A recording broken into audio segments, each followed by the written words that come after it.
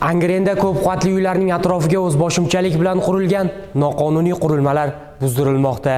Qoraqalpog'iston Respublikasi esa yana bir sifatsiz qurilish montaj ishlarining oldi olindi. Namangan viloyati To'raqo'rg'on tumani Oqtosh mahallasida avtomobillarga yoqilg'i quyish shoxobchasida ichimlik suvidan noqonuniy ravishda foydalanayotganlik holati aniqlandi.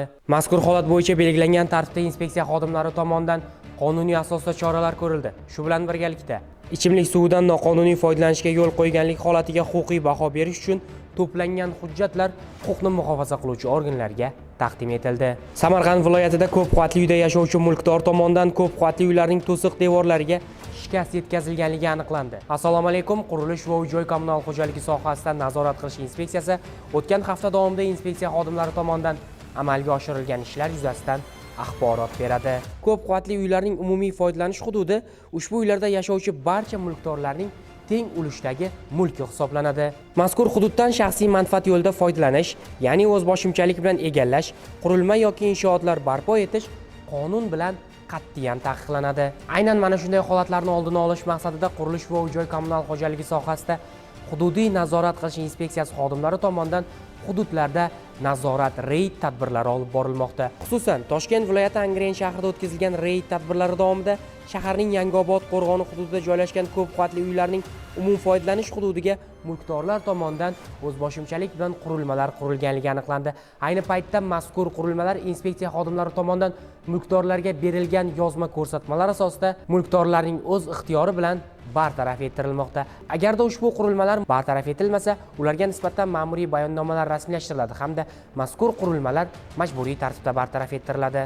Samarqand viloyatida esa inspeksiya xodimlari tomonidan Samarqand shahri Satepo mahallasi 170-uy 93-xonadon mulkdori tomonidan binoning to'siq konstruksiyasi o'zboshimchalik bilan buzilganligi hamda muhandislik kommunikatsiya tarmoqlariga ruxsatsiz o'zgartirishlar kiritilganligi ma'lum bo'ldi. Inspeksiya xodimlari tomonidan fuqaro bilan profilaktik tushuntirish ishlari olib borilib, uy va kommunikatsiya tarmoqlarini avvalgi holatiga keltirish bo'yicha rasmiy ogohlantirish berildi. Agarda belgilangan muddat ichida mazkur holatlar bartaraf etilmasa, mulkdorga nisbatan O'zbekiston Respublikasi Ma'muriy javobgarlik to'g'risidagi kodeksining 159-moddasining tegishli qismlariga asosan bazaviy hisoblash miqdorining 50 barobar miqdorda jarima choralari qo'llaniladi hamda majburiy tartibda bartaraf etish choralari ko'riladi. Qoraqalpog'iston Respublikasida esa inspeksiya xodimlari tomonidan sifatsiz qurilish montaj ishlarining oldi olindi. Jumladan Beruniy tumani To'qimachi mahallasida qurilayotgan ko'p qavatli turar joy binosida olib borilgan monitoringlar natijasida binoning birinchi qavatining ayrim qismlarida bajarilgan bog'lovchi kamarlar loyiha talablariga zid ravishda bajarilganligi aniqlandi. Mazkur holat yuzasidan quruvchi tashkilot vakillariga inspeksiya xodimlari tomonidan bajarilishi shart bo'lgan yozma ko'rsatmalar berildi hamda mazkur sifatsiz ishlar joyida buzdirildi.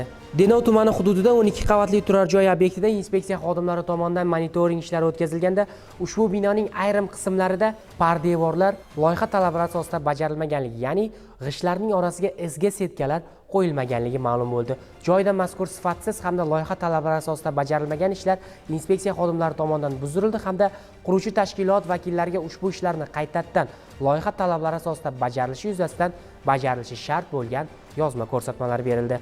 Unutmang, qurilish ishlarida sifat birinchi o'rinda turishi lozim. Buni esa qurilishning mas'ullari doim yodda saqlashlari lozim. Sizlar bilan yaqin daqiqalar ichida qurilish va uy-joy kommunal xo'jaligi sohasida nazorat qilish inspeksiyasining haftalik dajesti bo'ldi. Keyingi dasturlarimizda ko'rishguncha salomat bo'ling.